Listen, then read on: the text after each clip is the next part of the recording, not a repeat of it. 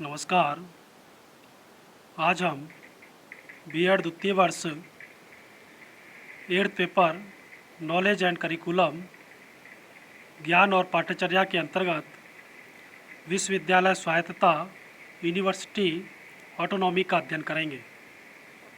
इससे पूर्व के व्याख्यानों के अंतर्गत हमने शिक्षक स्वायत्तता टीचर ऑटोनॉमी के बारे में अध्ययन किया और आज हम अध्ययन करते हैं विश्वविद्यालय स्वायत्तता का यूनिवर्सिटी ऑटोनॉमी का। सर्वप्रथम सैडलर कमीशन ने विश्वविद्यालयों को स्वायत्तता देने की सिफारिश की। उसके बाद से यह मांग बढ़ती गई। आज की दुनिया में विश्वविद्यालयों को बहुत तरह के कार्य करने पड़ते हैं। उनमें सबसे महत्वपूर्ण कार्य है शिक्षण या टीचिंग, अनुसंधान और विस्तार, जिससे समाज के साधन प्रत्यक्ष संपर्क का समावेश होता है।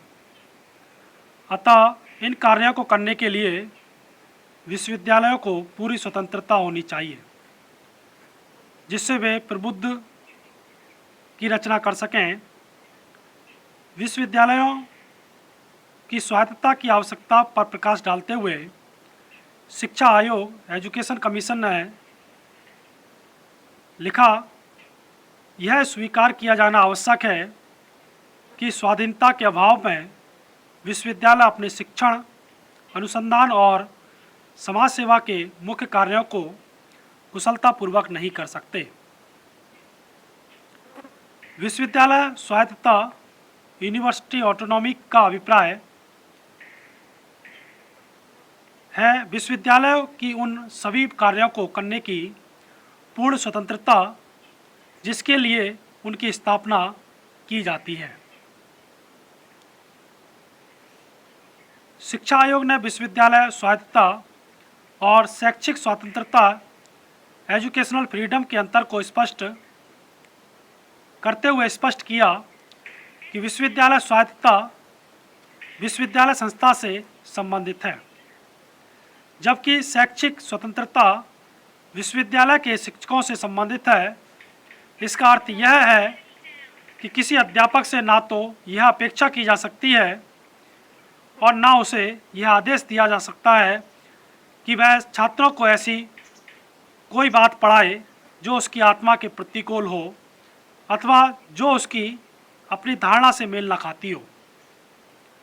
उन्हें कक्षा के भीतर और बाहर अपने विचारों को व्यक्त करने की स्वतंत्रता हो, चाहे वे विचार कितने भी क्रांतिकारी हों। शिक्षकों को इन्हें विशिष्ट विचारों के प्रचार का साधन ना बनाना चाहिए। उसे अनुसंधान या रिसर्च करने और उसके प्रकाशन व लेख लिखने और तत्संबंधी वाद विवाद में भाग लेने की पूरी छूट होनी चाहिए। अपने कार्य, शिक्षण का अनुसंधान के संबंध में उसे सभी तरह के सुविधाएं और प्रोत्साहन दिया जाना चाहिए, भले ही उसके विचार और दृष्टिकोण उसके वरिष्ठ सहकर्मियों और विभाग या संकाय अध्यक्ष के विचारों के प्रतिकूल ही क्यों ना हो। सिद्धांत शैक्षिक स्वतंत्रता पर कोई विशेष प्रतिबंध है, ना उसे कम करना अभिष्ट है, पर हमारा सुझाव है कि हमारे शिक्षक इस स्वतंत्रता का व्यवहार रूप में अधिक और उत्साहपूर्ण प्रयोग करें।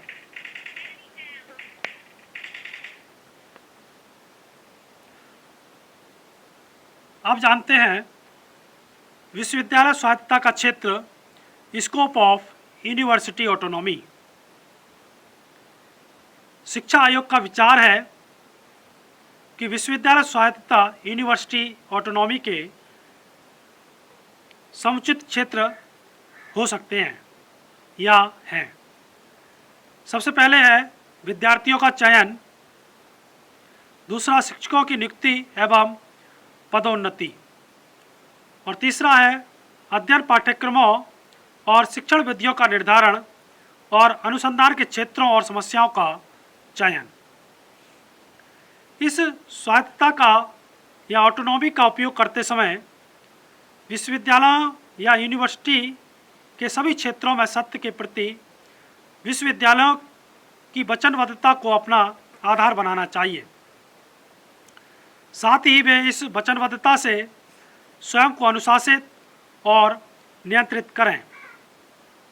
इस वचनबद्धता के अभाव में विश्वविद्यालय शिक्षण, अनुसंधान और समाज सेवा के प्रति अपने आप को निर्वाह नहीं कर सकते और यह विचारों के एक मार्गीकरण और दल तथा शक्तिशाली वर्गत दबाव में नहीं रह सकते। साथ ही अपने शिक्षकों और छात्रों में स्वतंत्र चिंतन और जिज्ञासा की ऐसी भावना को पैदा कर सकते हैं जो निकटस्थ तात्कालिक हित, साधनजन्य सीमाओं और पूर्वाग्रहों से मुक्ति पा सकें। इसके लिए स्वतंत्र बौद्धिक और रचनात्मक क्रिएटिविटी सोसाइटी या रचनात्मक समाज की रचना संभव नहीं है। अब हम जानते हैं विश्वविद्यालयों की स्वायत्तता के स्तर। Stages of university autonomy. विश्वविद्यालय के अनेक महत्वपूर्ण कार्यों में अध्यापन, शोध और शिक्षा का प्रकार है। जहाँ तक शिक्षा और शोध का संबंध है, विश्वविद्यालय बिना हस्तक्षेप के उच्च स्तर प्राप्त करने के लिए स्वतंत्र है। सेड्रल कमीशन ने सर्वप्रथम विश्वविद्यालयों की स्वायत्तता पर संस्तुति प्रस्तुत की। धीरे धीरे यह मांग बढ़ती गई, परंतु आज विश्वविद्यालयों की स्वायत्तता, यूनिवर्सिटी ऑटोनॉमी पर अनेक प्रश्न चिन्ह खड़े हो गए। इन विश्वविद्यालयों की स्वायत्तता, यूनिवर्सिटी ऑटोनॉमी के विरोधी तर्क देते हैं कि विश्वविद्यालयों का अस्तित्व समाज के लिए है, अतः उन्हें समाज की आकांक्षा के अनुरूप ही कार्य करने चाहिए, जिससे समाज का विकास और प्रगति हो तथा राष्ट्रीय स्तर पर इसका सदुपयोग किया जा सके। इस प्रकार लोकतांत्रिक व्यवस्था में सरकार का दायित्व बनता है कि वह इस पर नज़र रखे कि विश्वविद्यालयों के द्वारा राजकीय धन का सही व निश्चित उपयोग किया जाए। विश्वविद्यालयों को राष्ट्रीय आकांक्षाओं की पूर्ति कर सकें, लोकहित में कार्य करें, राजकीय नीतियां जो गवर्नमेंट पॉलिसीज हैं उनका अनुपालन करें। इसी प्रकार विश्वविद्यालयों के कार्यों में राजनीतिक हस्तक्षेप को उचित ठहराया जाता रहा है।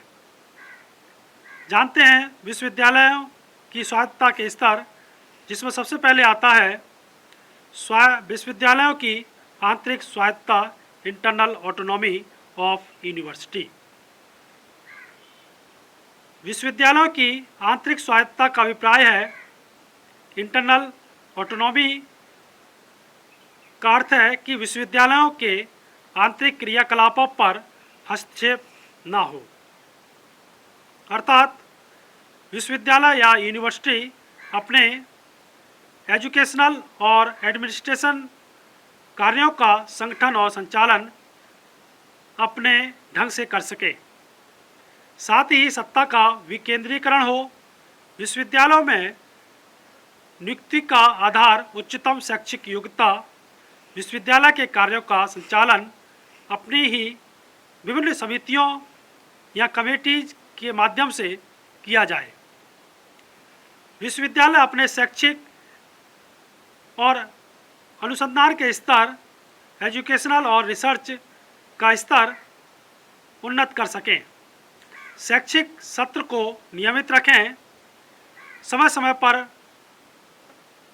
पाठ्यचर्या का पुनर्निर्माण जारी रखें।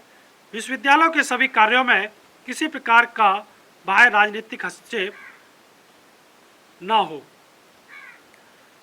दूसरा आता है विश्वविद्यालय प्रणाली में स्वायत्तता, autonomy with in university system. विश्वविद्यालय प्रणाली में स्वायत्तता का अभिप्राय एक विश्वविद्यालय का दूसरे से उसका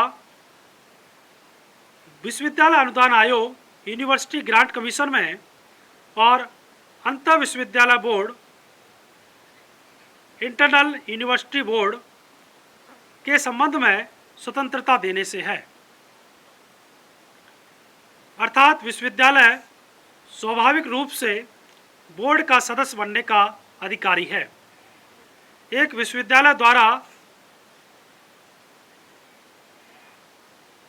दूसरे विश्वविद्यालय द्वारा उपाधियां देश के अन्य विश्वविद्यालयों को मान्य होनी चाहिए।